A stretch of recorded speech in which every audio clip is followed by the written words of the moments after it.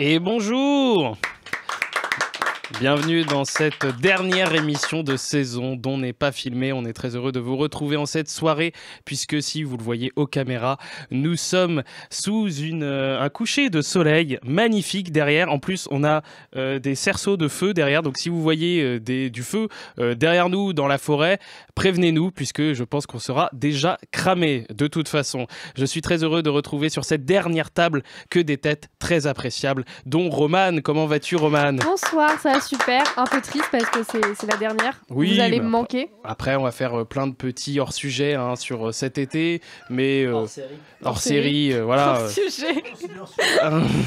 Sur d'autres sujets. Ouais, voilà. Envoyez-nous vos sujets. Envoyez vos sujets, pas les sujets cinéma. Hors-sujet, voilà. On va parler de toute autre chose. Les perceuses Makita, voilà. les Bierker. Par exemple, tout autour. Bon, je pense que vous l'avez reconnu. On a Joshua. Comment vas-tu? Bah écoute, moi ça va très bien. Un peu triste que ça soit la dernière. Mais vous allez tous la faire Ah bah je suis triste que ça soit la dernière alors que vous en foutez complètement, mais alors royalement. Alors que normalement ça devrait pas être la dernière, mais bon. Oui, c'est ça. Ça devait être l'avant-dernière. Ah oui, c'est ça techniquement, mais c'est la dernière à l'écoute de nos auditeurs qui sont les plus fidèles de cette émission, moins que toi en général dans tes relations. On a Florian, comment vas-tu Florian? Ça va très bien, ça va très bien.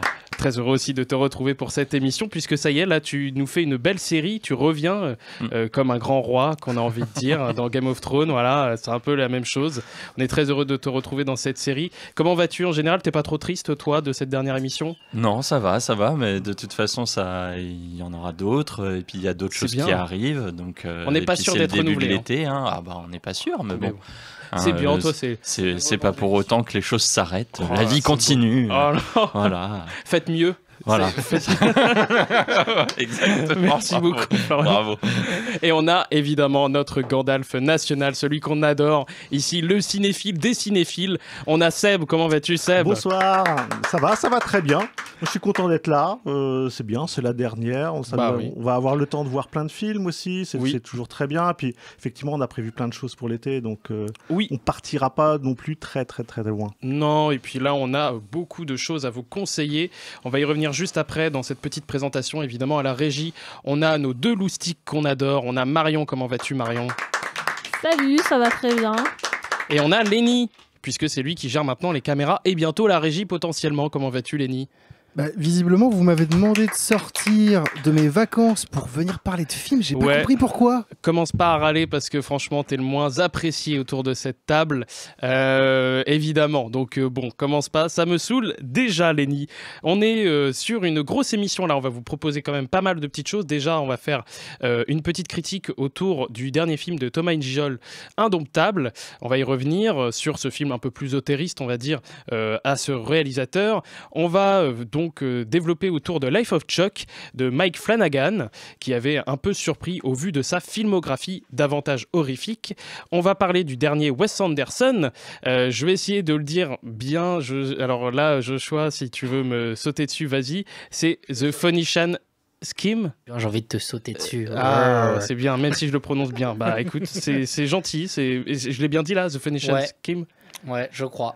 Ok, bon, même toi t'es pas sûr en fait, c'est bien. Ouais, on va la valider quand même. Si Wes Anderson nous écoute et que c'est pas la bonne prononciation, il nous envoie un mail, on est disponible. Il partage l'émission au pire, et puis il dit que c'est honteux, mais nous ça nous fera quand même de la pub pour cette dernière émission. L'entretien sera intégralement pas filmé. Et pour l'actu d'aujourd'hui, on vous propose des petits conseils, des sorties cinéma sur cet été, puisque évidemment cette saison va être quand même assez florissante, que ce soit en blockbuster ou en film de niche, on va dire un peu plus, puisque Seb, par exemple, tu avais un petit film qui sort mi-juin, il me semble, qui sera au luxe disponible à la sortie de cette émission. Ouais, le 25 juin, donc le dernier mercredi de juin, c'est Reflet dans un diamant mort.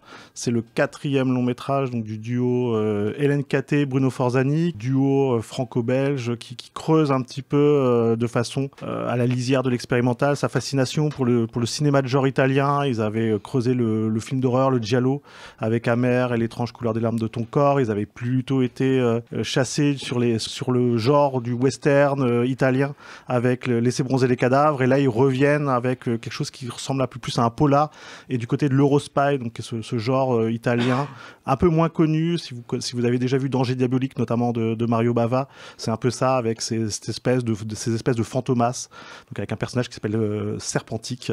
Dans lequel effectivement ils vont chercher d'ailleurs une star du cinéma italien de l'époque, Fabio Testi, donc grand acteur de cette époque-là. Très bien, et bien écoutez, c'est déjà à noter, directement à voir au cinéma Luxe, puisque je crois qu'il sera disponible à la sortie de cette émission encore une fois. De ce que tu voulais nous proposer aussi, un film qui est de sortie ce même jour de sortie d'émission, c'est F1, donc le dernier, alors c'est John Krasinski, il me semble. Joseph Kosinski, avec Brad Pitt, qui a été évidemment bien mis en avant, puisque tout le sujet du film porte, on va dire, autour de l'âge déjà de l'acteur, puisque ça parle d'un coureur automobiliste oui, de F1. Ça parle d'un ancien pilote, apparemment d'un ancien prodige, qui n'existe pas évidemment, mais d'un ancien prodige de la F1 qui serait tombé dans des trucs, bref, qui a dévalé un peu la pente de sa carrière et qui revient dans une écurie qui sans le moindre budget. Il arrive en F1 et oui, évidemment, plus vieux que Fernando Alonso qui est sur la grille actuelle, donc c'est-à-dire pratiquement la cinquantaine, alors que notre plus vieux pilote, donc justement a peut-être 42-43 ans, je crois actuellement sur la piste. Donc bon, c'est pas tellement pour le propos du film que ça m'intéresse que pour le concept en fait, parce que un film sur la F1, c'est pas le premier qui a été fait, ce sera probablement pas le dernier, mais un film officiel estampillé F1, c'est intéressant. Mais surtout, c'est intéressant, je pense, sur le côté technique. Ça, je pense que ça sera nettement plus intéressant à voir pour le spectacle que pour son récit. Parce que si on veut un film avec un récit vraiment fantastique, mais aussi vraiment dans l'esprit de la course automobile, vis-à-vis, en tout cas, de ce qui existe déjà, il y a Ford versus Ferrari qui est bien supérieur, je pense. Enfin, je pense qu'il va être qu'il restera supérieur. Mais je pense que F1 va être un spectacle vraiment, vraiment sympa à voir, parce que quand on a vu Top Gun Maverick, on peut difficilement, et quand on voit déjà les images un peu qui passent dans les cinémas, c'est difficile de se dire, c'est quand même hyper impressionnant. D'autant que, enfin, si vous regardez la F1 comme moi, vous avez vu en filigrane le tournage se faire progressivement pendant les 2 dernières saisons, et on se demande franchement comment ils ont réussi à intégrer ça avec tous les VFX. C'est vraiment impressionnant, quoi. Oui, Joshua. Est-ce que en tant que personne qui suit la F1, on est prêt à accepter que Brad Pitt aille plus vite qu'Hamilton ou Verstappen? Non, mais après, de toute façon, le truc de Brad Pitt, c'est un truc d'ego. Hein, de toute façon, il joue à la Tom Cruise. Là, il essaie de se faire un délire à la Tom Cruise. Enfin, Brad Pitt est encore, je pense, plus égotique que Cruise. Donc, en vrai, moi, je pense que c'est plutôt un truc égotique. Ouais. je pense que c'est plutôt un truc égo-trip de Bruckheimer, qui nous refait comme dans les années 90. Oui, des Offenders. Il nous fait Top Gun, ça cartonne. Il fait bon, je refais Top Gun sur la piste. Là, il a fait Top Gun 2 il n'y a pas si longtemps. Là, il fait je refais pareil, mais avec la F1. Oui, il reprend le pari de Days of Thunder qui avait complètement foiré à l'époque et qui, là, je pense pas quand même. C'est tellement une énorme machine. Surtout que Jour de tonnerre a été annoncé. Il y a une suite qui vient d'être annoncée d'ailleurs. Ah bon Mais oui, l'un des prochains films de Tom Cruise sera a priori Jour de tonnerre 2. Non. Voilà. En plus de je dis ça. Si Tom Cruise nous écoute et que c'est pas vrai, qui veut le partager, partage, tu commentes, tu dis que c'est pas vrai, fake news. Et puis voilà, c'est pas très grave. Comme ça, au moins, elle diffuse. Mais après, je suis assez curieux de voir comment il peut rendre plus spectaculaire, parce qu'on sort de Top Gun 2 et que les avions de chasse, en fait, on peut en voir que dans Top Gun au final. Enfin, à part si on est un fou de l'armée et qu'on va aux conventions des avions de chasse et faire des trucs de fou, que la F1, c'est vrai que quand on suit, je suis assez curieux de voir comment il va rendre ça impressionnant. Ça paraît pas, mais enfin, pour être vraiment passionné, vraiment si t'es autant passionné de course, l'an dernier j'ai été aux 24 heures du Mans. Enfin, quand tu le vois en vrai, ça a pas du tout la même, donc en fait, ça a pas du tout la même dimension. Donc franchement, les premières images sont super impressionnantes. Je pense que ça va être vraiment bien. C'est juste sur le plan du récit, je pense qu'on va peut-être un peu ça a l'air d'être un peu du niveau d'un Michel Vaillant, quoi. Là, on est sur une pré-critique d'un film, donc on verra. Si jamais, pré-critique d'un film, si vous voulez aller le voir, n'hésitez pas. F1, c'est normalement sorti dans les cinémas sur ce même jour de cette émission. Roman, tu avais une petite sortie sur cet été qui pouvait potentiellement, peut-être un peu plus doux, quelque chose avec Pedro Pascal, ouais, ici s'il te plaît. On est loin de la F1, hein, c'est une grosse rom-com qui s'appelle Matérialiste. Du coup, le nouveau film de Céline Song et non Céline Dion. Voilà, qui avait fait Il faut Past pas faire la Live. confusion. Non, Marion, vraiment tu fais pas la confusion, s'il te plaît. Céline Dion, Céline Song, rien à voir. Hein. Vraiment rien à voir. Merci de l'info parce Ouais. que moi je confondais. Oui, Ouais, oui, bah ouais, t'étais ouais. déjà parti, je le sentais. Bah oui, donc je peux comprendre, hein, les consonances sont pareilles. Oui, oui, oui. Donc il avait fait Past Live qui était trop beau, trop cool. Donc voilà, grosse rom-com avec Chris Evans. Bon, je suis pas très fan. Pedro Pascal, je suis très fan. Qui Voilà. n'est pas fan de Pedro Pascal Je aujourd'hui? me le demande. Bah oui. Toi, tu n'es pas fan, Joshua? Ouais, je suis plus J'ai- team Chris Evans. Bah, moi, personnellement aussi. J'ai Ah absolument rien Non, vu. mais- J'ai absolument rien vu de Pedro Pascal, à part le film avec Ben Affleck, là, où il braque des dealers en Colombie, avec de JC Chandler, Triple Frontière. D'accord. Ah oui, oui, je l'ai vu. Oui, mais après, C'est nous, on ça, parle de le Pedro film. Pascal en tant que personne Ouais. qui est très appréciable. Qui, Oui. ouais, Et qui respire quand même l'homme gentil, bienveillant, avec son fameux Big Spoon Ouais, Big or Spoon, Little Spoon. qui sort tout le temps, Il avait pour la fait promo de Big. Matérialiste. Voilà, Big exactement. Spoon. Ah, Donc, c'est excusez-moi, pour ça. c'est quoi ce truc Big Spoon? Je Eh ben, on lui a posé Dakota Johnson qui lui a posé la Ouais. question, Little Spoon or Big Spoon. qui veut dire en gros quand tu fais la cuillère avec quelqu'un, un câlin cuillère. Ah, d'accord, oui. C'est exactement la même traduction. Hein. Pour le coup, ils ont Oui. exactement la même vision que nous. Mais moi, j'étais parti sur une cuillère à café. Ah bah oui, Cuillère à soupe. il se met du café. Très bien, très content. Il en met beaucoup. Bah super. Et donc Big Spoon, ça veut dire bah en gros celui qui fait la le câlin. grande cuillère, ouais. La grande cuillère. Et Little Spoon, c'est celui qui reçoit le câlin entre guillemets évidemment. Et il a fait à Dakota Johnson le. Big Spoon. Mais C'est un en gros chuchotant. Ah ouais C'est un ouais. gros Ouais, ouais. spooner. Ouais, Donc ouais. bon, évidemment avec un regard comme il sait faire, ce crooner quand même. Ah ouais, à Qui la a Pedro 50 Pascal. ans, putain, et quand même, il est si beau. Il faut le dire, on a tous une fascination pour Pedro Pascal et Sabrina Carpenter. Je sais, non, mais je mets comme ça. Moi, je mets les deux comme ça. Et The Weeknd, on va faire plusieurs marques. Et Haribo et. Après, vraiment, je vois pas de qui tu parles. Enfin, t'es Non, non. universel. Mais... Non, oui, moi, totalement. Alors, t'avais un petit film à nous conseiller quand même aussi de ton côté, Joshua. Un truc un peu moins problématique peut-être que ce qu'on vient de dire. Alors après, moi, ça risque d'être nul. Mais je vais quand même aller voir le nouveau Jurassic World. Super. Mais je me dis que maintenant, les blockbusters, j'en attends tellement plus rien que juste là, vu que c'est Gareth Edwards, il sait filmer Gigantis. Si j'ai des retours de gros dinosaures à l'écran, Gareth Edwards, on rappelle, c'est The Creator, Creator. Godzilla et Monster.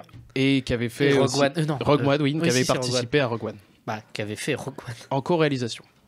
Et en co-écriture. Bah, il était le simple réalisateur. Enfin bref. Bah, chez Disney, non, jamais. Oui, mais bon. Bah, je te dis les faits, en fait. Si t'es pas content, tu vas sur une quoi autre émission. Eh bah, très C'est bien. ça, c'est la fin de saison. Je vais t'en aller sur profites. On est filmé, moi.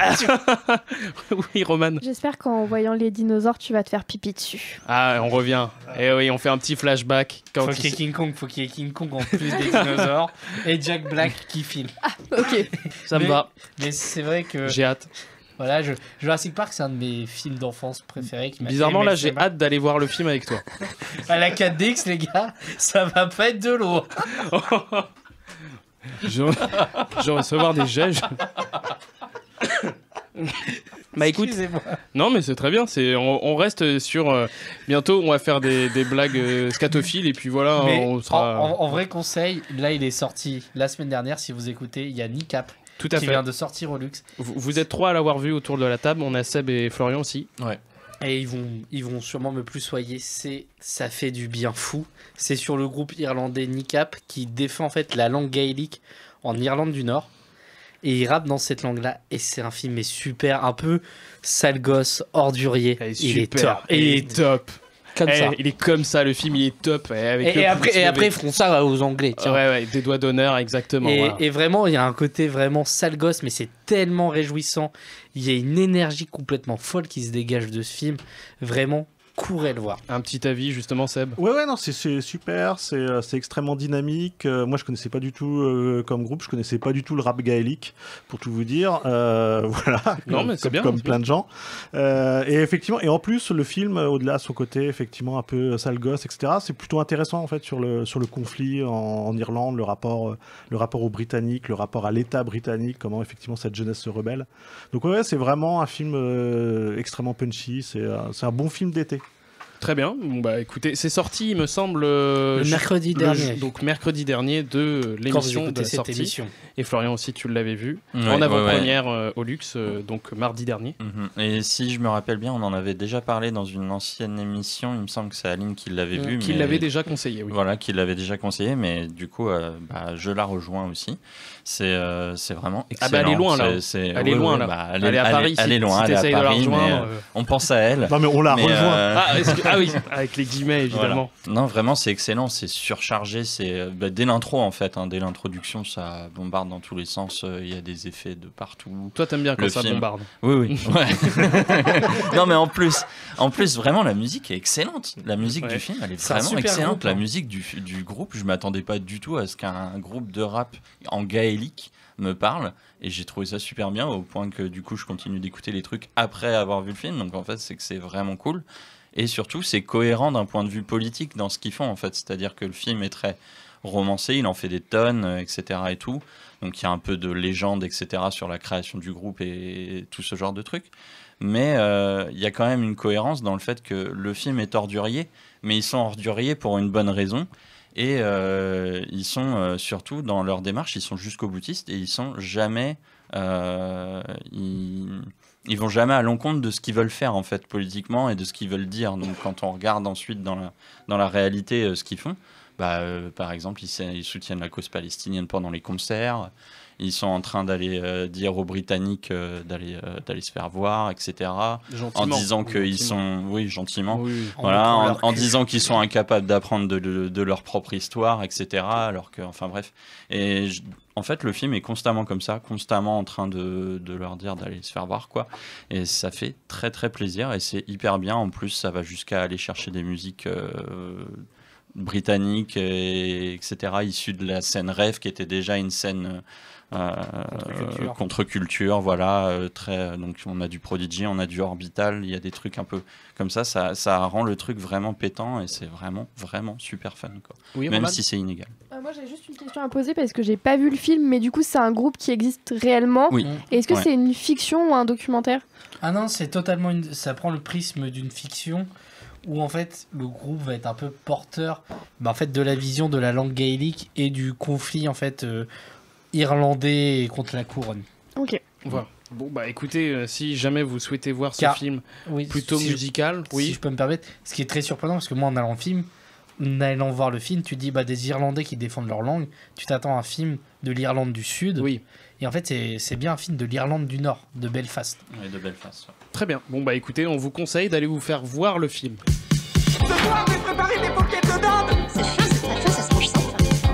Et on va partir sur la critique d'Indomptable, le premier film qu'on va critiquer aujourd'hui dans On n'est pas filmé. Après Nicap, évidemment, qu'on avait déjà présenté dans une micro-critique, on va dire. Là, c'est Indomptable de Thomas N'Gijol. Et ce qu'il faut tout de suite noter, c'est que ce film, il est totalement à l'opposé de ce qu'il fait habituellement, puisque N'Gijol, on le connaît comme stand-upper, comme comédien spécialisé dans la comédie, souvent grinçante, avec un humour noir, froid, et qui n'hésite pas à aller sur des terrains sensibles, parfois polémiques, pour en rire franchement. Et on l'a vu dans Casse Départ, Fast Life ou plus récemment Black Snake, des films où il mêle satire, caricature et provoque. Et depuis quelques années, il a pris l'habitude aussi de ne jouer que dans ses propres réalisations où il tient systématiquement le rôle principal. Cette fois encore, il reste au centre de l'écran, mais la proposition est radicalement différente. Indomptable, c'est un polar sec, tendu, beaucoup plus ancré dans le réel, où l'humour n'est plus qu'un soupçon, presque un fantôme. Et dans le film, il incarne un flic camerounais, le commissaire Bilong, qui enquête sur le meurtre d'un collègue dans les rues de Yaoundé. L'enquête va le confronter à la corruption de ses supérieurs, aux pressions de sa propre famille et plus largement à un système en train de s'effondrer. C'est un film noir, social, presque documentaire qui s'interroge à la fois sur la loyauté, la violence d'État et le poids des traditions. Alors, est-ce que c'est un choix réussi de la part de Thomas N'Gijol? Est-ce que l'on peut parler de mue, de révélation d'un acteur et réalisateur qui, dans un registre plus grave, parvient enfin à mettre en scène ses idées avec plus de force, plus de cohérence? Ou bien, au contraire, est-ce que ce changement de ton ressemble à un costume trop grand pour lui, à un exercice de style qui ne trouve jamais vraiment son souffle? Joshua, c'était toi qui voulais principalement parler de ce film et en bien, je crois. Tu nous avais conseillé cette petite critique. Bah oui, parce que le projet m'intriguait il avait été annoncé à la quinzaine des cinéastes de Cannes, comme Thomas N'Gijol va faire un polar au Cameroun. Et après, le film est sorti. Moi, j'ai juste dit sur le groupe que j'étais curieux. Et c'est vrai qu'en sortant de la salle, j'ai été très très emballé par Thomas N'Gijol. Vraiment, en plus, bah, comme tu l'as dit, c'est que tu as un comédien qui a vraiment une bonhomie où on voit sa tête, il fait un peu rire, il a vraiment ce truc-là. Et il prend le risque, enfin, du coup, de jouer avec l'accent camerounais. Ce qui peut être un peu dangereux avec un accent, de se dire, ça peut créer une distance parce que comme on l'a dit, ses parents sont originaires du Cameroun, mais lui est 100% français. On l'a connu sans aucun accent. Donc, du coup, c'est un peu dur à faire avaler. Et ça marche tellement. C'est un super comédien, vraiment, dans le film. Il est incroyable. Comme tu disais, il fait le commissaire Bilong. Il s'est inspiré d'un documentaire meurtre à Yaoundé, du coup. Tout à fait. Et il s'est un peu inspiré de ça, donc c'est vraiment, on suit que lui. Vous allez voir, il est sur un plan sur deux, grand maximum, voire sur 90% des plans. Ah oui, c'est pour le coup, il se met bien au centre de son propre film. Et pour une super belle performance, parce qu'il a mélangé le documentaire et en fait à la vie et à son père. En fait, pour ce personnage-là, il s'inspirait du coup du policier qu'on suit dans le documentaire et de son père. Il a beaucoup dit que c'était sa vie de famille qui l'avait inspiré, et notamment l'éducation un peu à la camerounaise, donc très patriarcale, où on peut voir en fait ses rapports avec du coup de Bilong et avec ses enfants sont presque terrifiants, où à chaque fois ils rentrent du travail, ses enfants par exemple ils vont être assis sur des canapés en train de regarder la télé normale, et lui il rentre, tous ses enfants partent faire autre chose, se lèvent et se mettent à vivre une autre vie, comme si ses enfants peuvent pas être eux-mêmes devant ce père autoritaire qui ramène sa méthode de travail de policier à la maison, et c'est comme ça qu'il éduque ses enfants. On est sur une éducation à la dure, de surprotection, qui est d'ailleurs explicitée par sa femme dans le film, puisqu'elle lui dit « tu protèges trop tes enfants, commence par les aimer ».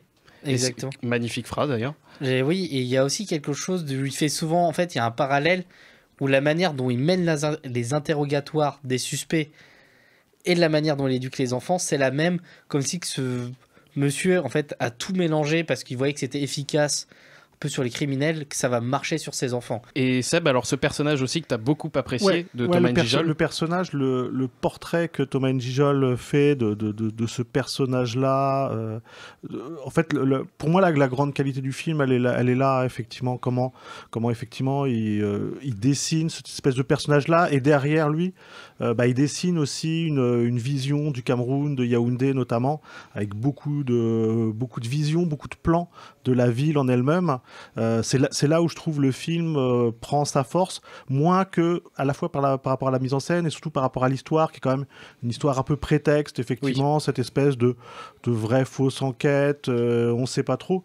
Et effectivement, à l'inverse, il pose cette figure paternelle, pour le coup, ce patriarche véritablement, ce patron aussi, effectivement, qui se comporte avec les suspects comme il se comporte avec ses collègues, effectivement, en ayant des espèces de sentences, une espèce de verbe un peu haut qui très moralisateur, effectivement, une espèce de perfection incarnée, alors que on découvre au fur et à mesure du film que lui-même, évidemment, a ses propres fêlures, ses propres défauts, ses propres manques. Et là-dessus, le film, il arrive à être... moi, je suis assez d'accord, le film, il arrive à être touchant, le film, il arrive à être prenant, malgré, effectivement, le fait que, encore une fois, le film, je trouve, brille pas par... finalement, alors que c'est un film policier, par sa mécanique policière, sa mécanique de cinéma de genre. Ah, si on y va pour le genre polar, et je me suis fait la réflexion en effet en voyant le film, c'est on va dire qu'on ne coche absolument pas toutes les cases du polar qu'on souhaiterait, c'est-à-dire que l'enquête en elle-même, surtout sur la résolution, elle est en arrière-plan. Elle est clairement en arrière-plan, et là on est là pour présenter un contexte, on est là pour présenter davantage la vie de famille et Yaoundé en soi, le contexte aussi politique, social qui se joue donc dans le secteur en général, et puis avec les populations.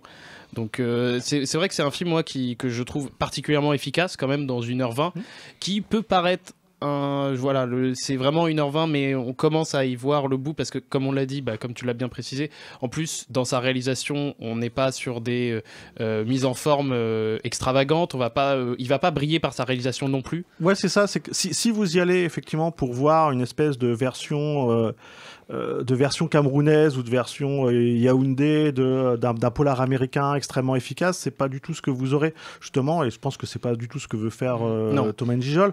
Ce qu'il fait, c'est effectivement autre chose, c'est une espèce aussi, encore une fois, de portrait. Et effectivement, si vous avez vu ces spectacles, en tout cas certains de ces spectacles, son rapport à son père, à sa famille, mais notamment à son père, est quelque chose qui revient souvent, et au fait que, effectivement, a priori, Thomas N'Gijol, en tout cas c'est ce qu'il raconte, alors de façon beaucoup plus distante et humoristique dans ses spectacles, a été globalement effectivement élevé à la dure, avec un père assez dur, et quand ça filait pas droit, il remettait dans le droit chemin. On voit bien.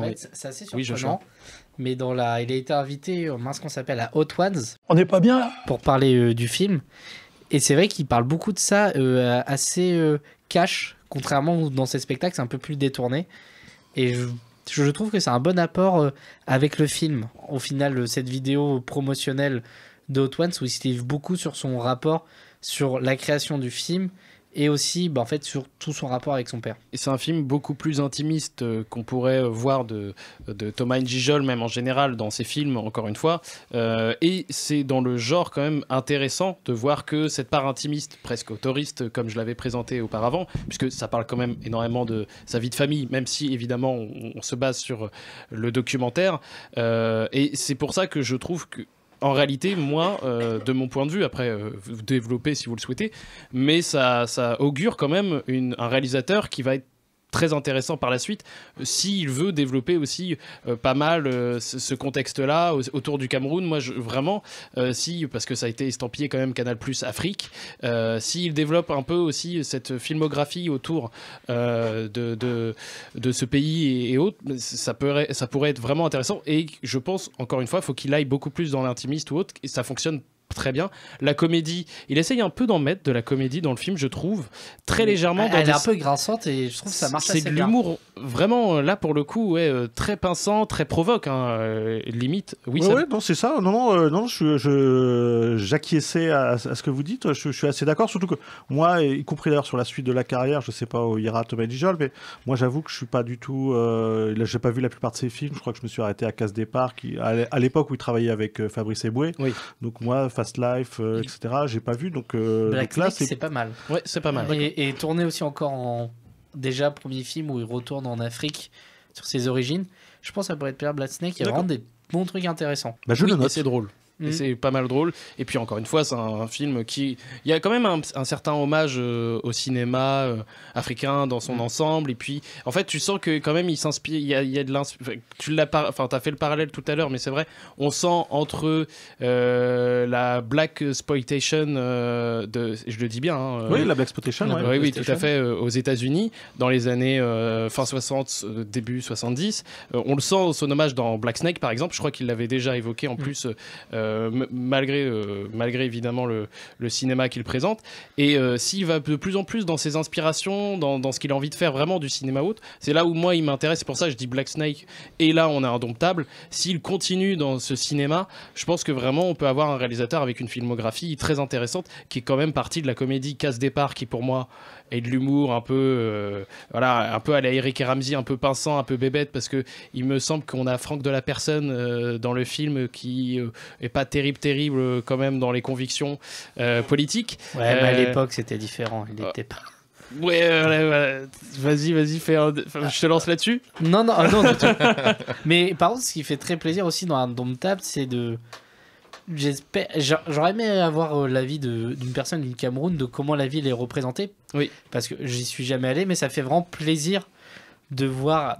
Parce que nous, il est dans un cinéma au Café des Images, pas très loin, d'aller voir facilement des films tournés en Afrique. Bon, là, c'est porté par un acteur français, mais tout le reste des comédiens sont des purs acteurs camerounais. Et vraiment, ça, l'acting est vraiment super social.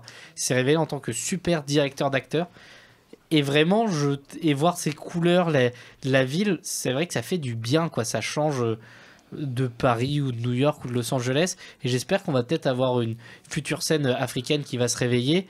Bon, là c'est vrai que c'est facile à accéder parce que c'est un réalisateur français. Mais si ça développe ensuite un intérêt potentiel. Non, mais là, oui, effectivement, le portrait qu'il fait de Yaoundé, est une des qualités et un des trucs très intéressants. Effectivement, encore une fois, parce que c'est des villes, parce que c'est des cinématographies qu'on voit pas énormément en France, qu'on voit pas énormément en Occident. Et il n'y a pas une vision, excuse-moi, misérabiliste. C'est pas misérabiliste. Non, c'est pas du tout. Et c'est justement pas une vision. En tout cas, ça donne pas l'impression d'être une vision française ou occidentale de l'Afrique ou de. Je l'ai pas ressenti comme ça. Non, mais justement, voilà, c'est ça. Il n'y a pas ce truc de ils ont rien et pourtant ils ont tout, tu vois.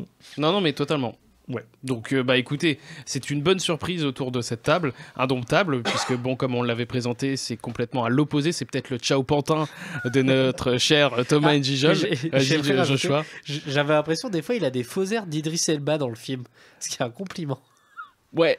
Voilà. Oh, ouais. On va dire que c'est un compliment. Je suis pas sûr de la garder celle-là. Je rebondis.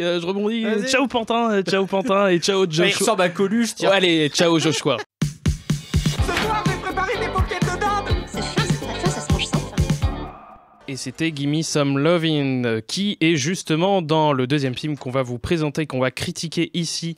Le deuxième film, donc, autour de The Life of Chuck, réalisé par Mike Flanagan. Et là encore, on est face à un virage, un changement radical de registre, puisque Flanagan, on le connaît bien, surtout pour son travail dans l'horreur, Dr. Sleep, Ouija les origines, et surtout ses séries Netflix comme The Hunting of Hill House ou Midnight Mass. Et il s'est imposé ces dernières années comme une référence du genre, avec une patte reconnaissable entre horreur psychologique et ambiance pesante. Mais The Life of Chuck, c'est tout autre chose, puisque même si c'est adapté d'une nouvelle de Stephen King, tirée du recueil Si ça saigne, le film s'éloigne franchement de l'horreur pure. C'est un drame avant tout, un récit émouvant, intimiste, où la mort n'est pas un ressort de peur, mais un moteur de réflexion ici, de nostalgie et de beauté. Le film est construit en 3 actes inversés qui remontent la vie de Charles Krantz, un homme ordinaire interprété par Tom Hiddleston.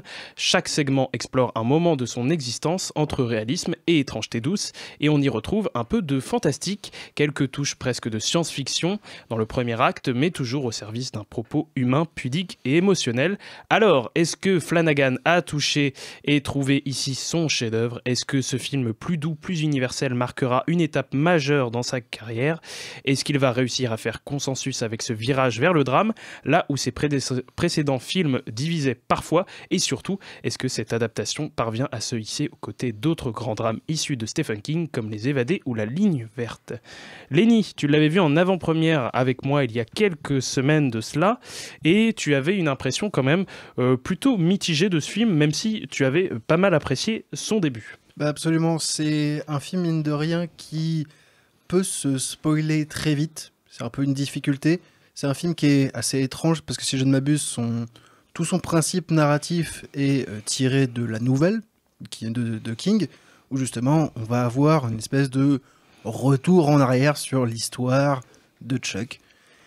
Et son début du coup, c'est le climax du film. Du coup, on se retrouve après avec le reste qui déroule un peu plus mollement. On n'arrive pas à voir l'effervescence de ce début de film, alors que justement, cette introduction nous propose plein de mystères, plein de questions, et même des relations interpersonnages qui sont assez touchantes. Je veux dire, on a quand même presque pas un monologue, enfin oui, quasiment un monologue d'une personne qui vous raconte droit dans les yeux: ils ont détruit les sites porno. Franchement, c'est honteux. Et vraiment, je suis désolé, on réussit à y croire. Donc il y a quand même des gens qui sont doués là-dedans. On a des bons dialoguistes. Oui, Joshua. Ça se passe actuellement. Oui. Voilà, donc la réalité rattrape justement la fiction. King est un très grand auteur. Oui, très. Il avait tout deviné. Hein. Alors je sais pas si c'était dans la nouvelle, ce serait très précis. Mais en tout cas, dans le film, on y croit, tout simplement. Mais malheureusement, je trouve que la suite, quand même, elle a des performances avec des scènes de danse, avec pas mal de douceur, notamment avec certains personnages. C'est toujours un peu léger par rapport, pour moi, à mon sens, à cette introduction, quand bien même, on est sur un film qui, à la fin, il va chercher des questions existentielles, au final, reste assez léger, assez doux. Je pense pas qu'on en ressorte trop déprimé, surtout vu le rapport et le questionnement qu'il peut poser. Oui, c'est plus. Alors, je dirais pas non plus le feel-good movie qu'il faut absolument voir, mais ça reste. Enfin, cette douceur, quand même, envahit assez bien le film et notre perception pour qu'on en ressorte tout de même avec une certaine bonne impression. Je sais pas si c'était la tienne aussi, Seb. Oui, moi, c'est pas le film du siècle, je suis assez d'accord. Et je suis assez d'accord sur le fait que, effectivement, la construction en 3 parties fait que c'est cette première partie qui est effectivement très intrigante, puisque c'est globalement une espèce de fin du monde un peu normale, on va dire, un monde qui se délite, qui s'effrite, et il y a ces publicités donc de remerciements pour les 39 ans, je crois, de bons et loyaux services de Chuck, qui commencent à pulluler sur les chaînes de télé, sur les panneaux d'affichage, etc. Donc il devient effectivement un truc étrange. Là où le film il arrive à être touchant, c'est que finalement effectivement c'est une espèce d'entonnoir, c'est-à-dire que plus on va avancer dans le film, plus on va et toutes les parties sont dans ce modèle-là, plus on va se recentrer sur l'humain, plus les événements fantastiques, la fin du monde du début, les événements plus fantastiques de la 3e partie, finalement n'ont pas une importance si folle, si ce n'est que effectivement ce qui reste au final, c'est les relations entre les personnages, c'est les relations d'un fils avec sa grand-mère, c'est les relations d'un homme et d'une femme dans la première partie. Donc il y a quelque chose effectivement qui est parfois un peu à la limite du mielleux, je suis un peu d'accord, mais qui reste en fait assez doux, parce que c'est amené d'une façon assez fine, presque sans surdramatisation, qui fait que moi j'avoue que j'ai passé plutôt un beau moment et que voilà, le film a cette douceur, cette façon d'avancer, moi qui me plaît plutôt.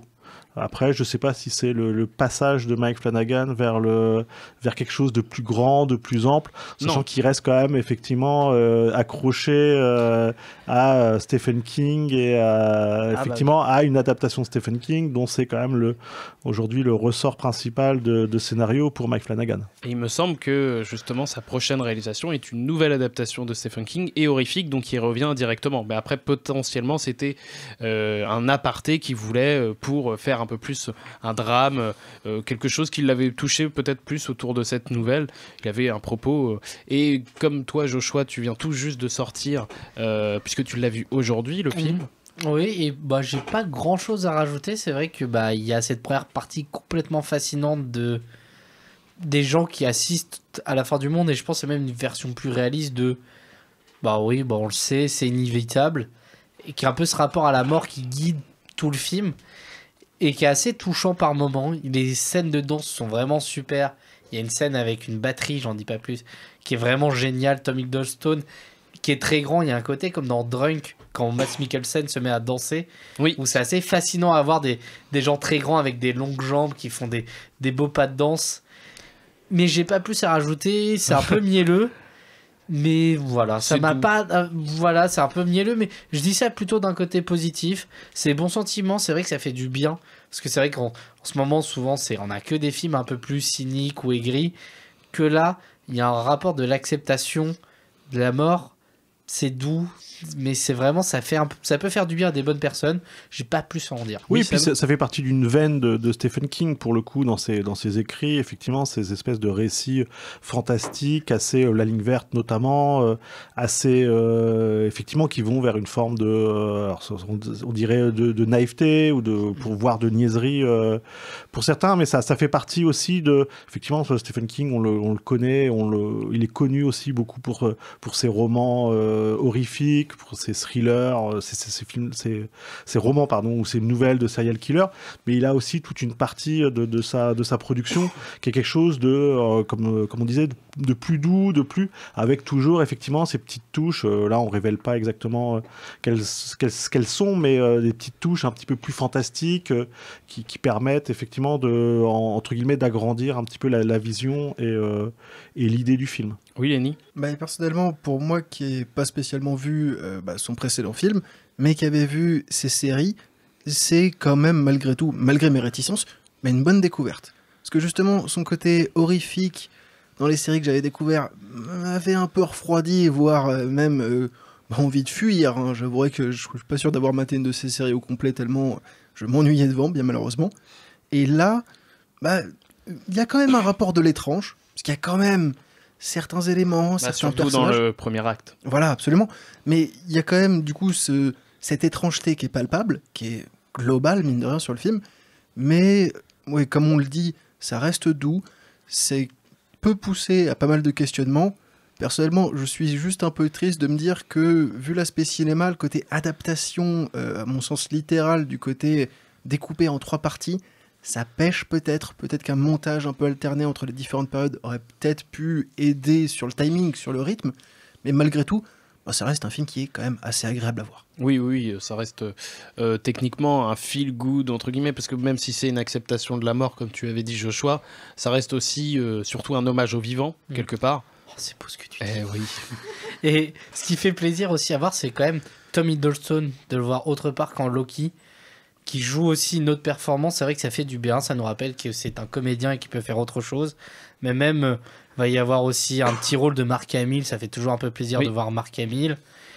Et j'ai plus son nom en tête, l'acteur de 2012 qui est un professeur, Clifford et... Chez Whittle et Geoffort. Exactement, la dernière fois que vous l'avez vu au cinéma, c'était dans Venom 3 ou dans Bridget Jones 4. C'est bien, tu le vends bien à chaque fois. Et vraiment, c'est lui sur la première partie, vraiment il est super. Oui, c'est vrai, dans la première partie, pour personnage principal, parce que je le vois plus comme un personnage principal, plus que Tom Hiddleston, je sais pas si on devait le dire ça. Qu'on voit un peu moins. Bah non, mais c'est vrai, parce qu'en fait, on suit 3 instants de sa vie, mais à 3 vraiment périodes différentes, où justement, on va le voir aussi très très jeune, le personnage. Et même, je pense que sa partie jeune, c'est la plus longue. C'est la plus longue, il me Tom semble. Hiddleston n'est quasiment pas là, mais... Enfin... plus ou moins là, évidemment, dans 2 actes, mais dans, on va dire, l'acte principal, puisque c'est lui qui va un peu nouer tout ce qui s'est passé auparavant, c'est plus dans sa jeunesse. Qui va d'ailleurs dans sa jeunesse, mais sur plusieurs années, hein, attention, parce que c'est vrai que... Ouais, attention, hein, ne faites pas... ne dites pas ce que je n'ai pas dit, hein. Attention. Non, mais je pense que de toute façon, c'est un film que vous devez découvrir au luxe, impérativement, puisque ça reste une petite découverte, tout de même, autour de Mike Flanagan, si jamais vous voulez voir autre chose de sa filmographie, puisque je sais qu'il y a quand même pas mal de nouveaux fans de cette filmographie et des séries qu'il propose autour de l'horreur psychologique. Là, il propose tout autre chose. Si vous voulez voir un peu ce qu'il peut aussi proposer, vous avez désormais The Life of Chuck. Cet entretien sera intégralement pas filmé. C'était Glenn Miller et on peut découvrir cette musique dans le dernier Wes Anderson que l'on va critiquer, le dernier film que l'on critique dans cette émission dont n'est pas filmé, le dernier film qu'on va critiquer même donc de cette saison dont n'est pas filmé quand même, il faut le préciser, et pas n'importe quel réalisateur, un Wes Anderson, son tout dernier long métrage qui a été présenté cette année encore une fois en compétition officielle, puisque c'est pas la première fois évidemment que son film ou ses films sont présentés à ce festival. Alors évidemment, on est sur du Wes Anderson, pur jus, visuel millimétré, symétrie rigoureuse, plan fixe ultra composé, une palette pastel et ce ton pince sans rire qui fait toute la particularité de son cinéma. Mais ce film arrive dans un contexte un peu plus particulier que les précédents, car ces dernières années, la magie Wes Anderson commençait doucement à s'émousser. The French Dispatch a divisé, Asteroid City a carrément laissé de marbre une partie du public, et on était en droit de se demander s'il n'était pas en train de tourner un peu en rond. Et The Phoenician Scheme se présente comme une comédie acerbe, parfois mélancolique, portée encore une fois par un casting choral, comme toujours avec lui, avec cette fois encore des habitués comme Scarlett Johansson, qu'on avait vu dans Asteroid City, Bryan Cranston et Bill Murray, mais aussi quelques nouvelles têtes comme Mia Stapleton. Et alors, est-ce qu'on tient là un sursaut pour Wes Anderson? Est-ce que ce Phoenician Scheme vient redonner un peu d'élan à une filmographie qui semblait se figer? Ou bien est-ce qu'on a encore une variation jolie mais vaine qui confirme que le réalisateur n'arrive plus à surprendre ni à retrouver la force d'évocation d'un grand Budapest Hotel ou de Moonrise Kingdom? Autour de cette table, je crois que vous êtes plutôt de l'avis à dire quand même que c'est un énième Wes Anderson, mais pas dans le bon côté des choses. Seb, il me semble quand même que tu étais assez direct sur ce film. Non, ouais, non, moi, j'aime pas trop ce qui est devenu aujourd'hui le cinéma de Wes Anderson, qui est un cinéma que je trouve aujourd'hui chargé, épuisant, avec beaucoup trop de choses à l'image, au son, en référence. Et je trouve que c'est un cinéma, et c'est dommage parce que par petites touches, que ce soit dans Asteroid City, que ce soit là, le film arrive à être touchant, mais la plupart du temps, je trouve que c'est un cinéma qui a du mal à respirer. Voilà, tout est chargé, tout est fixé, j'aurais envie de dire. L'image fait cadre, voilà, on est presque devant un musée en fait, avec une succession de cadres, de références picturales, de références musicales. Mais effectivement, les choses s'ajoutent, les choses s'agglomèrent, mais j'ai du mal à y trouver d'une certaine manière un sens global, et surtout j'ai du mal à trouver la place à l'histoire, la place à l'émotion, la place aux personnages là-dedans. Parce que c'est trop chargé. Ouais, exactement.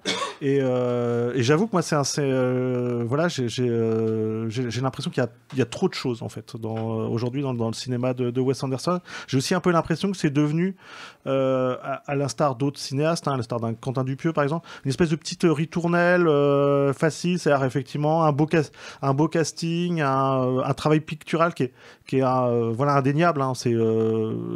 Les plans chez Wes Anderson sont beaux, c'est travaillé, il n'y a aucun c'est toujours agréable de regarder ce genre de film. C'est agréable à regarder, mais proposez-moi un diaporama.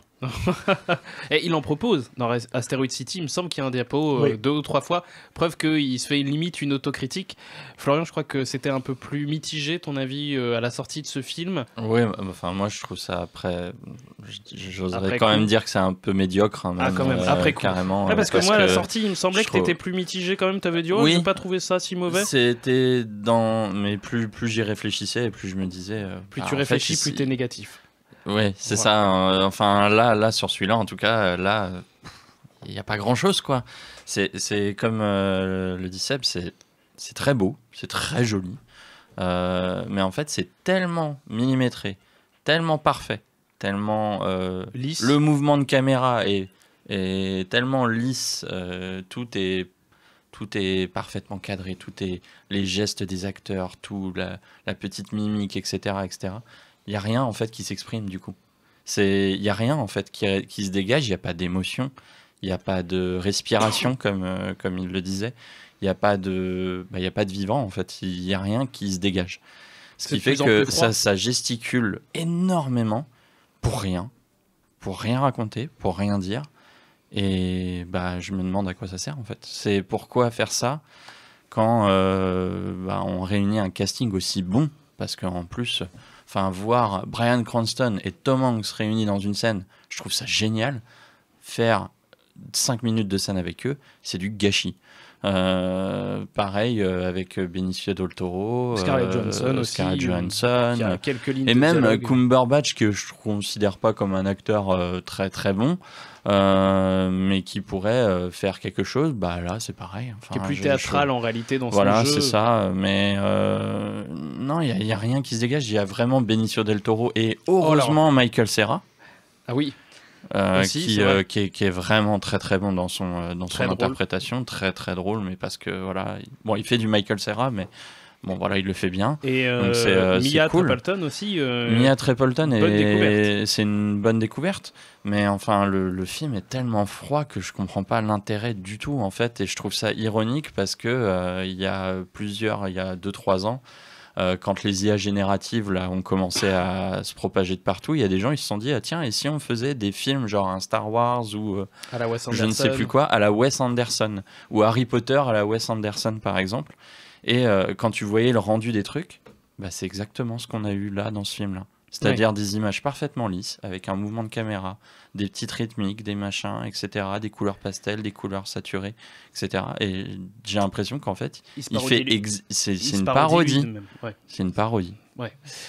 Bon, au moins il y a une qualité que tu en ressors de ce film, il me semble, Roman, par rapport au casting. Ouais, moi je suis pas du tout d'accord avec les hommes en face de moi. J'ai vraiment alors qui te dit que ce sont des hommes? Ils m'ont dit. Ah ouais? Ouais. Précise. Quand? Moi, je crois pas. Seb, j'ai un doute. C'est qu'en fait, j'ai pas la confirmation. Bah, moi, Seb, il m'a jamais dit, hein, donc je préfère te le dire au cas où.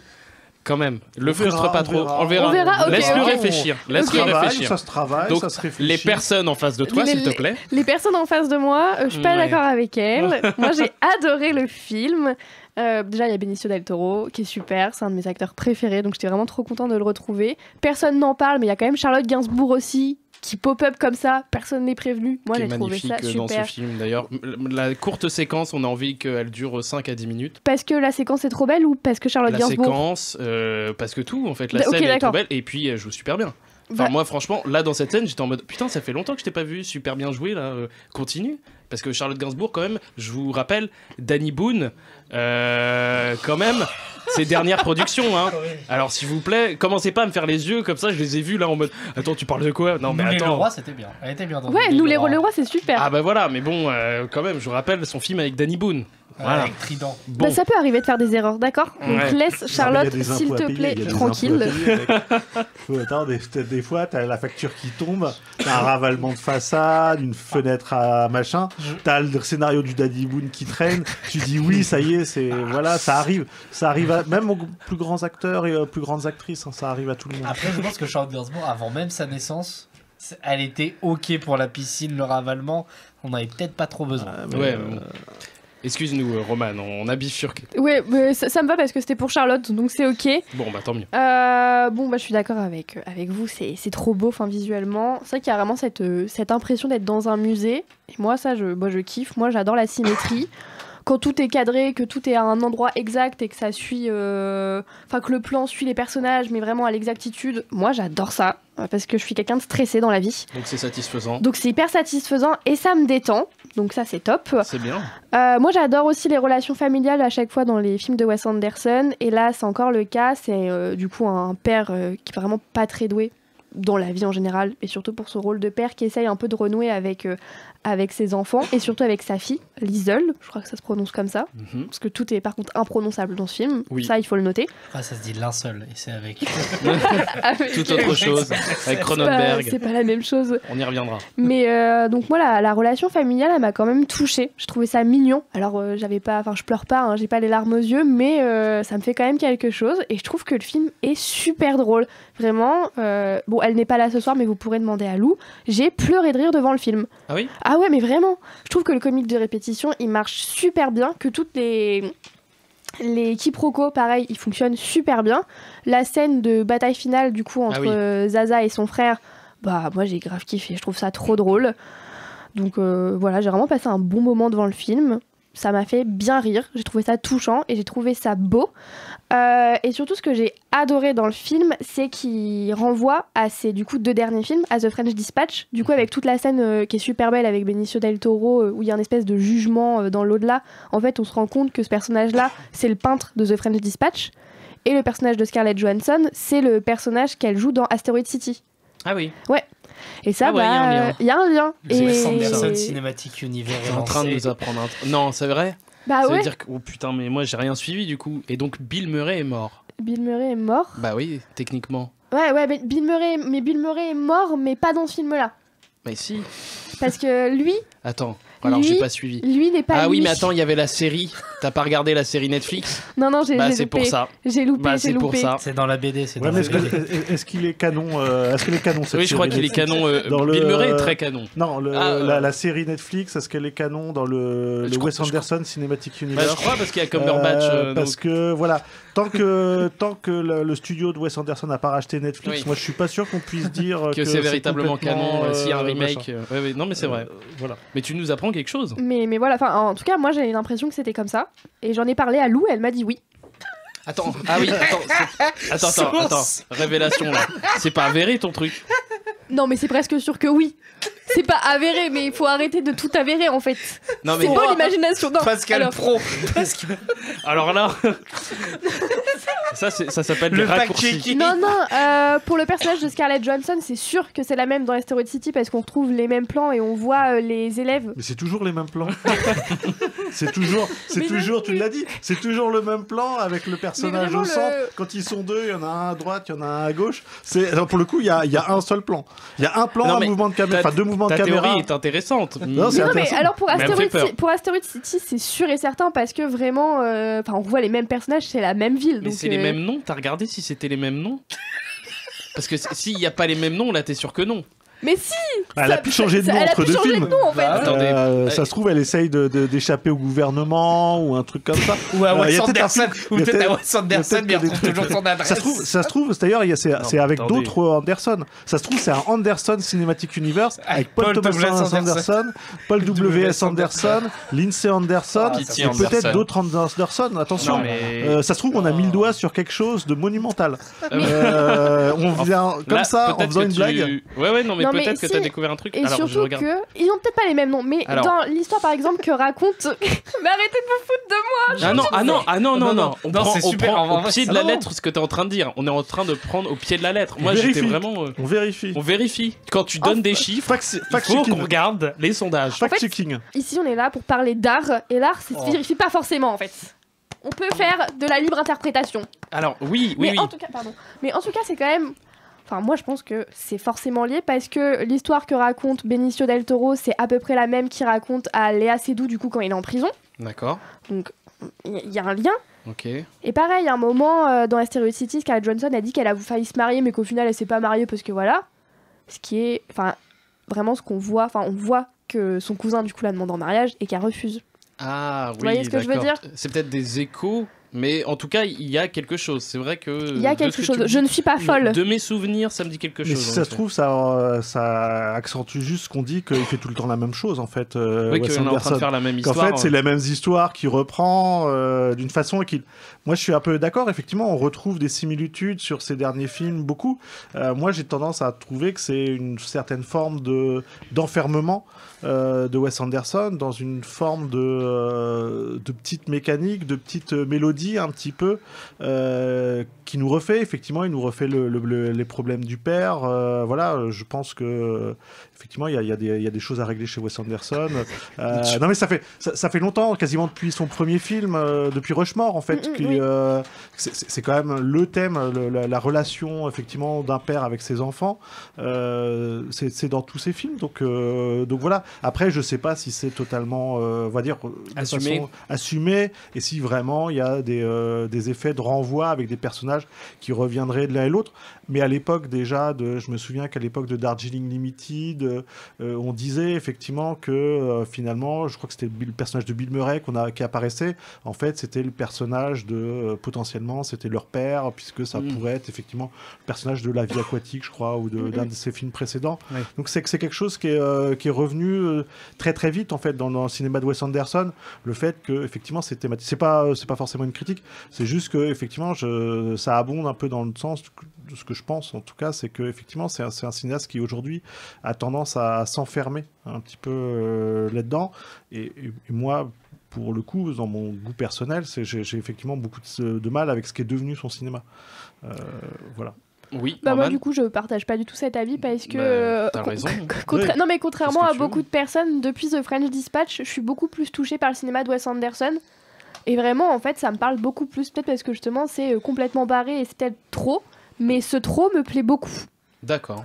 Voilà, et j'avais une autre théorie, mais alors là, c'est pas du tout avéré. Je me demande si Wes Anderson, il est pas fan de Malcolm, parce que du coup, Bryan Cranston vient juste pour faire une partie de basket, et dans Malcolm, il est trop fort au basket. Voilà, donc je me dis qu'il est peut-être fan de Malcolm. Roller, c'est vrai qu'il est pas trop fan de... Il est trop fort en roller, il est trop fort en course à pied. En drogue. You're goddamn right. Non, là tu confonds. En vente de drogue. Tu confonds. En chauve. Tu confonds. Ouais, les chauves. Très fort en présentateur. Présentateur avec un alien. Big deal. Et il est très fort. Donc ouais, c'est vrai qu'il y a un lien. Alors, oui, en tout cas, dans Malcolm, il est très fort. Il a une passion Vincent Lagaffe. Excuse-moi, j'explique ça aux spectateurs. Non. Il drive tout le temps sur Vincent Lagaffe. Et sur Brise de Nice. Je t'ai cassé, mais ouais. Non mais il n'a jamais joué dans le baltringue, Bryan Cranston. J'ai des relents. Je préfère dire aux spectateurs. Ouais, mais le baltringue, c'est sous-côté de fou, mais non. Ça vaut pas un Tu Wes voulais Anderson finir, où ouais. tout est millimétré, mais bon. Bah que Hal il est trop fort au basket. Et, et c'est tout ce que j'ai à dire. Et que Non, mais Malcolm le c'est lien peut être super. intéressant. Voilà. Donc C'est peut-être avéré, il l'a dit quelque part, ça qu'il est fan de Malcolm, ouais. Ouais. Il a un Il l'a dit t-shirt et tout. Malcolm c'est trop bien. Non, ça par contre, j'y Je crois te pas jure du que tout. Source si. TKP, Je jure. frère. Source Twitter. Source Enfin tweet- source X. Ah, ou- non, oh, oula. Non, Bah, je, du coup, je- non. Source X, anciennement Twitter. je retire tout ce que j'ai dit. Ouais, là, c'est pas une bonne source. Non, Bon, bah, j'arrête. écoute, Sur Skyblog. Par contre, on Ça, vous c'est conseille une peut-être source. de refaire la filmographie. Si vous regardez tous les liens qu'il pourrait y avoir dans The Phoenician Scheme, le dernier film de Wes Anderson, évidemment, on vous conseille puisque ça reste un réalisateur assez intéressant. Pauvre type, espèce de con, t'es vraiment rien qu'une merde. Et pour la dernière émission de la saison, on ne pouvait pas y échapper. Évidemment, on a le fameux quiz. Le fameux quiz que vous adorez tous. Et au lieu de faire un petit bilan et de commencer à se réinterroger sur nos qualités et nos défauts entre nous, ce qu'on aurait pu faire pour améliorer l'émission, on a décidé de faire un quiz et essayer de s'auto-complimenter sur les émissions qu'on a faites. Et donc, on va revenir sur ces émissions et je vous propose donc un petit récapitulatif sur nos dernières émissions, donc un petit best-of. Je vais revenir sur quelques questions, quelques points qui ont été vus dans des émissions et je vais essayer de vous faire un petit remember et donc vous allez essayer de répondre aux questions. Donc des fois vous allez avoir des questions plutôt de culture générale qu'on a évoquées dans les émissions en question et des fois je vais vous poser des questions vraiment sur ce qui s'est passé entre nous, entre chroniqueurs et présentateurs, avec aussi potentiellement la régie pour vous savoir si vous êtes aussi fidèles à notre propre émission. Ça veut, Oui, dire, Seb. ça veut dire qu'il fallait vraiment écouter les émissions. Ah, Parce que mais oui. déjà les autres, quand je suis là et que les autres parlent, j'écoute pas. Mais alors quand je suis pas là, j'écoute vraiment jamais. Alors, je suis désolé. T'inquiète pas, normalement dans toutes les émissions j'ai essayé de faire en sorte que tu sois là quand même parce que Ouais, je me mais suis j'écoute douté pas de ça. non parce- plus. Ah ouais, non, c'est quand Ça- même compliqué des fois. Donc, Ça va parler de King Kong. Franchement, je l'ai pas prise parce que je savais que c'était une évidence et je voulais un petit peu de difficulté. Ah. Et en plus, on a un travail monumental de la régie avec Marion et Lénie parce que on peut les applaudir parce que on va arrêter de les applaudir. On va arrêter de les On applaudir. peut faire une hola. Non. Ok. On la fera à la fin. Ok. C'est le début. On va pas commencer à faire une hola. Pardon. Mais parce que ça se trouve, me c'est calme. pas bien. Oui, voilà, ça se trouve c'est de la merde et vous allez faire oh non, pourquoi on a fait ça? Et puis après vous allez les défoncer par frustration. Donc non, on va pas faire ça. Merci beaucoup à la régie parce qu'ils ont préparé à chaque fois les preuves audio de ce que je vais vous dire. Donc à chaque fois, il y aura l'extrait en question des vidéos qu'on a extirpées donc de nos émissions. Alors, on va commencer par la première question. Et un petit remember de Zéphyr. Est-ce que vous vous souvenez de Zéphyr? Attends, pour commencer, il n'y a pas de buzzer? Il n'y a pas de buzzer, Ok. vous répondez comme ça. Donc ça va être 4 propositions. Vous levez la main directement et je vous interroge. Un peu à la grosse tête en fait. Oh, waouh! c'est ça. Allez, Laurent grosse tête. Ruquier est en Allez, toi. grosse tête. Ouais, non, je veux pas.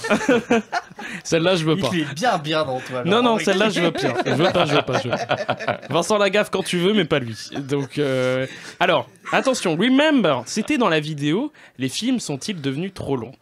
Dans une revue d'actualité, cette revue d'actualité, Zéphyr annonce les grands gagnants des BAFTA 2025. Quel film a remporté la récompense du meilleur film au BAFTA 2025? Est-ce que c'était The Brutalist, Emilia Pérez, Conclave, A Real Pain? Brutaliste. C'était Non, c'était Non, pas c'est pas Brutalist. La deuxième main, Il était c'était Florian, me semble. Je crois que c'est Emilia Pérez. C'est pas Emilia Non. Pérez. T'avais levé la main, j'ai vu, Roman. Il y a quoi comme autre film? Là, c'était Il Conclave, reste- arrête. C'est Conclave, c'est La Conclave. réponse, c'est Conclave, et Conclave. c'était Conclave, C'était bravo. Merci. Conclave a gagné le BAFTA du meilleur film. Preuve audio, voilà, Zéphyr l'a dit. Donc Donc et oui. c'est vrai. Donc c'est C'est vrai. vrai. Moi, je voudrais la preuve des BAFTA. Parce que ça se trouve, Zéphyr, il a menti. Hein, on sait C'est- jamais. alors, Est-ce qu'on a été vérifié? J'ai vérifié, il avait raison quand Ah même. ouais, d'accord. J'ai vérifié, ouais, tout de Comme même. par hasard. Comme par hasard. Attention, deuxième question. Dans sa carte blanche, donc c'était sur la vidéo ces films qui ont 20 ans, dans la carte blanche sur les femmes pionnières du cinéma, Aline mentionne l'invention de la perche à micro. Ah. À qui attribue-t-elle cette invention cruciale? Est-ce que c'était Alice Guy, Non. Lois Weber, Lotte Renninger ou Dorothy Arzner? Oui, Dorothy Joshua. Arzner. Dorothy Arzner, épreuve à l'écoute. Et nous avons Dorothy Arzner qui a inventé la perche à micro et qui a été surnommée la mère d'Universal par le patron d'Universal Studios lui-même. Bravo, Joshua. C'est fou. Remember Non, ça avec veut nous. dire qu'on apprend des trucs quand on écoute. Non, mais moi, c'est con de le dire qu'à la fin de la saison. Hein. On aurait dû le faire en début de saison. On aurait dû à un moment faire un bilan en disant on apporte des choses quand même. On aurait dû faire de la merde. premier bilan, un pré-bilan. Mais c'est que quand Aline parle. Ouais. Oui, par contre, c'est souvent quand Aline parle. Alors, et puis on essaye surtout de justifier le fait qu'il y ait une saison 2. Ça peut aider aussi. Oui, c'est bien. Bien joué. C'est bien, Lenny. Bien joué, Lenny. Qu'est-ce qu'il est fort.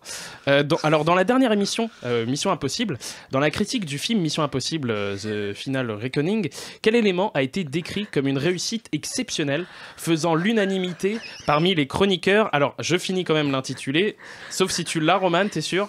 La fin de l'intitulé? Si tu l'as, est-ce que c'est quoi quel élément a été décrit? Alors, c'est le sous-marin. Donc du coup, il y avait le jeu d'acteur de Tom Cruise, la séquence sous-marine, le scénario de l'IA ou le méchant du film. Preuve à l'écoute. Et arrive cette fameuse séquence sous-marine, et là, le film, ça y est. Fou, il se libère, il fait enfin quelque chose, il y a enfin de la mise en scène. C'était Florian, bravo. Donc, bonne réponse de Roman, je crois qu'on a un point pour Seb, un point. T'as pas de point? Ah oui, un point. 2 points pour Roman. 2 points pour Roman. Mais il y en a un grâce à Joe. Arrêtez tout de suite, s'il vous plaît, par pitié. Et un point pour Joshua. Alors, on va faire un petit remember aussi de nos anciens invités, un petit moment où on leur rend hommage à la soirée métal que nous a présenté justement donc les deux loustiques. Jean-Claude. Non, mais c'est vrai. Non, mais... Non, mais je l'ai vraiment dit. La soirée métal présentée dans l'émission met en scène avant tout 2 documentaires sur des scènes métal locales. L'un s'intéresse à l'Argentine et l'autre à un pays asiatique. C'est lequel? Alors, si vous levez la main avant l'intitulé, moi je vous donne Growing Mountain sur le Népal. Et c'était la bonne réponse. On écoute? Celui sur la scène métal au Népal s'appelle Growling Mountains. Bravo Joshua. Super documentaire. Oui, vraiment, tout à si fait. vous pouvez le récupérer. Qu'on l'avait vu ensemble, d'ailleurs. Dans l'émission, donc les comédies romantiques queer, on avait les invités Maud Emmanuel de Jacques Duluxe qui présentait donc le film Le tombeau des Lucioles. Quelle anecdote intéressante sur le double sens du titre en japonais partage-t-il? A. Luciole est le nom d'un célèbre général japonais. B. Luciole peut aussi signifier feu tombant. Pardon, excusez-moi, c'est le nez. Luciole peut aussi signifier feu tombant en référence au bombardement. Luciole peut aussi se traduire par fantôme d'enfant. C'est une erreur. Réponse D. C'est une erreur. Le titre original est La tombe des papillons de nuit. Oui, Florian? Feu tombant. Feu tombant. Luciole peut aussi signifier feu tombant. On écoute? En effet, luciole en japonais a un autre sens. Cela signifie aussi feu tombant. Eh ben, bravo Florian. Donc 1 point pour Florian, 2 points pour Joshua et 2 points pour Roman. Sébastien, faut se réveiller. Moi, j'ai pas écouté. Attends, c'est bon. Qu'est-ce que le tombeau des Lucioles, j'ai vu ça il y a 25 ans. Faut passer à autre chose, les jeunes. Laissez-le. Les Japonais aussi. Les Japonais, Hiroshima, c'est bon. c'était il y a 80 ans, c'est bon. Il y a encore pas mal de questions, donc il peut se sauver. Alors, sur la vidéo, les films de 2024, où on faisait un petit bilan, par contre, sur les films, lors du débat sur la zone d'intérêt, une chroniqueuse explique que le film l'a rendu physiquement malade à cause de son ambiance sonore ultra pesante. Mais de qui s'agit-il? Est-ce que c'était Aline, Lily, Seb ou Emma? Oui, Seb. C'était Emma. C'était Emma, puisqu'on va l'écouter. Et bah, en fait, physiquement, ça m'a rendu malade, quoi. Eh bah oui, bravo. Et le premier point de Seb. Premier point de Seb, il peut très vite remonter. Dans l'émission The Substance et The Apprentice, la deuxième émission, on n'est pas filmé, l'émission se termine par un quiz sur la politique au cinéma. Qui est le grand vainqueur répondant correctement à la majorité des questions? Est-ce que c'était Lazare, Clément, Seb ou moi-même? Oui, Seb. Je crois que c'était moi-même. Oui, c'était toi-même qui viens de remporter le point. Bravo, Seb. Seb. Je pense que c'est Gaz de France. Oh là là, il est très très fort. On peut applaudir Seb là. Putain, je me fais une parodie. Il y avait aussi les applaudissements dans l'extrait. C'est quasiment méta en fait. C'est-à-dire que c'est la question qui ramène la question. Et on a fait un doublon là. On applaudit, voilà, c'est C'était beau. C'était émouvant là de se faire un petit rappel comme ça de nous-mêmes. Ça ne rajeunit pas. Hein. Ah, m'en parle pas, c'était il y a... C'était il y a 3 mois. Ouais, bref, quand même plus. Alors... Dans une émission, donc sur la première émission, on n'est pas filmé, autour d'Halloween, je révèle une anecdote sur le financement participatif de Terrifier 3. Quelle contrepartie originale a été offerte au plus grand donateur de la campagne? Est-ce que c'était recevoir le masque original du clown? Est-ce que c'était le droit d'être tué dans le film par Art le clown? Est-ce que c'était devenir producteur exécutif du film? Ou est-ce que c'était visiter le plateau de tournage? Joshua? Le droit de se faire tuer par Art le clown. Et on écoute. Un fan, il pouvait mourir dans le film, tué par Art le clown dans une scène ultra gore. Alors, on sait pas exactement où elle se situe, hein, ça n'a pas été dit ouvertement. Eh ben oui, bravo. En vrai, c'est une super contrepartie. Tout à fait. 3 points, Joshua. Donc, tu vas peut-être être le grand leader de ce quiz. On n'est pas filmé. Oh. Roman, tu es au coude à coude avec Seb. Florian, tu peux encore te rattraper. Il y a encore quelques questions, je te rassure, évidemment. Au début du débat sur le film The Insider, une situation amusante se produit avec la chroniqueuse Aline, je ne sais pas si vous la connaissez, mais laquelle? Qu'est-ce qui s'est passé? Est-ce qu'elle s'est endormie pendant le film et ne peut pas en parler? Est-ce qu'elle fait croire que c'est un coup de cœur, mais elle révèle finalement ne pas l'avoir tant aimé? Elle confond le film avec un autre et en critique un autre par erreur? Ou elle refuse de donner son avis pour ne froisser personne? Et c'était l'émission Jeux vidéo au cinéma. Oui, Seb? Ah, c'était Florian d'abord? Florian? La troisième proposition. Troisième proposition, elle confond le film. Non, elle ne confond pas le film avec un autre. Elle l'a fait, mais c'était plutôt à l'inverse, c'est-à-dire qu'on critiquait un film, et je lui rends hommage, hein, on critiquait un film, et à la fin de la critique, elle a fait « Ah, mais je l'ai vu ce film il y a 1 an !» Donc, mais elle l'avait déjà fait, mais c'était pas sur The Insider, c'était le piège. Seb, non, elle dit qu'elle aime beaucoup le film, mais en fait, elle aime pas trop le film, je crois. Exactement. On va l'écouter.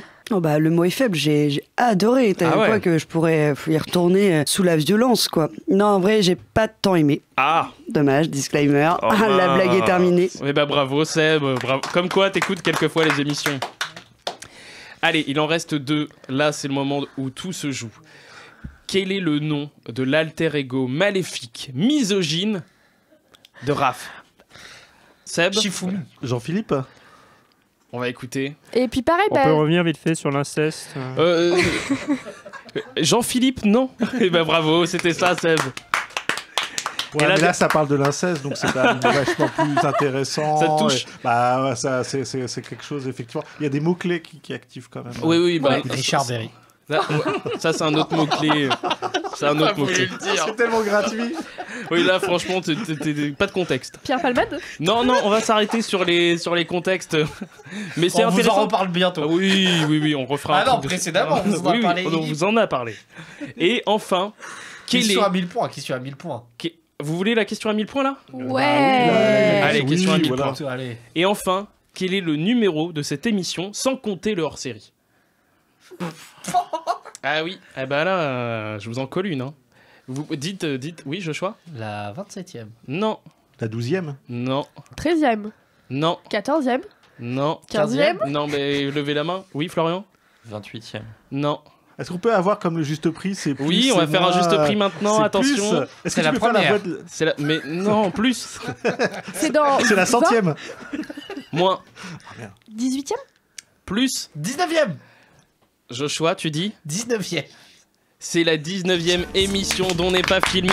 Merci Roman d'avoir dit 15, 16, 17, 18 et 20. Et techniquement, du coup, bon, Joshua, tu es le grand gagnant. Incontesté, 1000 points. Dont n'est pas filmé. Ouais. Musique victoire, émission, bam, ça explose de partout. Richard Berry partout. Ah là, attention. Non, pas Richard Berry. Est-ce que pour la musique de victoire de Joe, on peut mettre le français de Charlotte de Turckheim, qui est une superbe chanson? Si tu veux, on va juste faire un gros plan sur toi avec cette musique et vraiment ralenti. Et il n'y a pas de souci. Et comme ça, les bons commentaires, tous les fachos qui t'ont critiqué sur les réseaux, là, ils vont t'adorer. Et comme ça, tu as ravivé un peu cette image de toi. Non, bah alors je tiens à dire qu'elle a fait ça pour dénoncer en fait, Charlotte. Ah. Voilà. Non, je crois pas. Bah, alors si, elle l'a fait pour dénoncer. Au micro. Si elle veut passer, on la salue, Charlotte. Charlotte, si t'es là. Fake news au pire, elle partage, etc. Fait ce qu'elle veut, et puis voilà. Comme ça, au moins, on a un partage. T'étais super dans Danse avec les stars, Charlotte. Ouais. J'essaie de rebondir sur l'actu, moi. Bah écoutez, merci beaucoup. C'était la dernière émission dont n'est pas filmé. Alors là, je vais faire des remerciements. Je remercie avant tout, évidemment, Station B, qui nous accueille à la Cité de Chantier avec le Media Lab pour pour faire toutes ces émissions dont n'est pas filmé, qui sont en réalité filmées. Oui, choqué. Arrêtez. Choc-bar. Les drama queen, arrêtez. J'ai pris un accent anglais. Vous en faites ce que vous voulez, c'est la dernière. Je remercie évidemment aussi le Cinémalux, deuxième collaborateur pour ces émissions n'est pas filmé. On vous remercie évidemment de votre écoute puisque vous êtes les troisièmes collaborateurs de cette émission. Je vous remercie aussi autour de cette table pour toutes vos participations. Alors je parle aussi aux fantômes, de chroniqueurs, chroniqueuses qui ne sont pas là avec nous, mais je les remercie évidemment d'avoir participé puisqu'on a eu une super belle équipe. C'était vraiment plaisant de faire toutes ces émissions avec vous. On a eu énormément de visages, de personnalités, d'avis aussi, d'envie. Et merci Roman de me soutenir alors que moi aussi je suis pris par le nez, Roman. Donc c'est chacun son problème. Je te remercie pas du coup. Je voudrais dire des mots pour clôturer cette superbe saison. Bravo les lesbiennes. Voilà. Moi j'applaudis pas ça.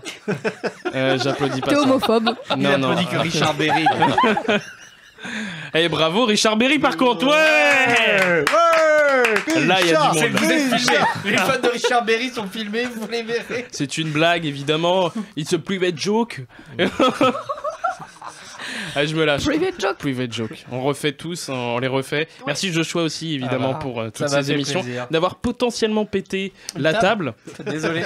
Faut y revenir parce que je pense que elle te remercie pas. D'accord.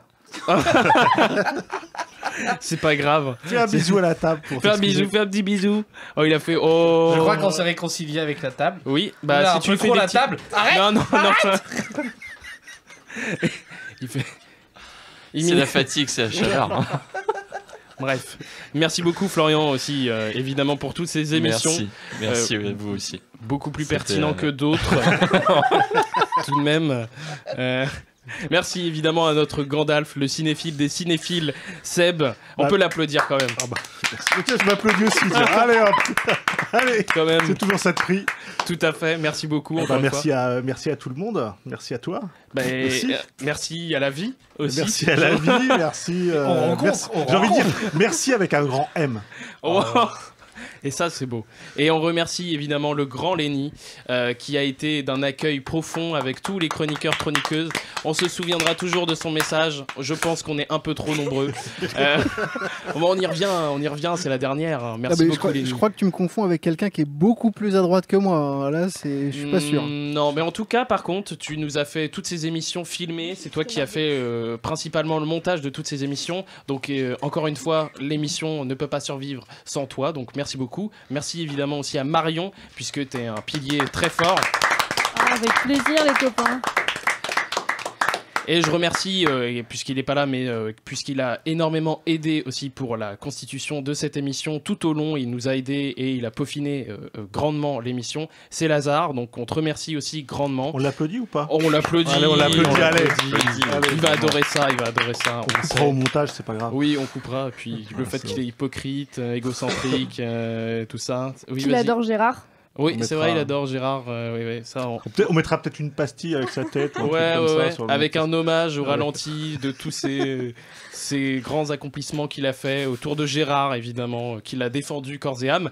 Avec Fanny Ardant. Comme ça, vous savez ce qu'il y a derrière On n'est pas filmé. Donc encore merci de votre écoute. On se retrouve cet été pour des petites pastilles de présentation de films, puisqu'on vous conseillera toujours d'aller au Cinémalux voir quelques films. Évidemment, on vous conseille d'aller au Café des Images, à Douvres la Délivrance, d'aller à Lyon-sur-Mer, à tous les cinémas de Normandie, j'en ai rien à foutre. Allez, faites-vous plaisir, mais allez au ciné, profitez, et en même temps, voilà, il y a la clim, n'oubliez pas, il y a la clim au ciné, et ça c'est important si vous voulez vous rafraîchir un petit peu, et on vous retrouve pour une prochaine saison en octobre. D'ici là, on ne sera toujours pas filmé. Cet entretien sera intégralement pas filmé. Et où est-ce qu'il est ce con de Perchman? C'est très fin, ça se mange ça. Moteur! Oh putain, moteur!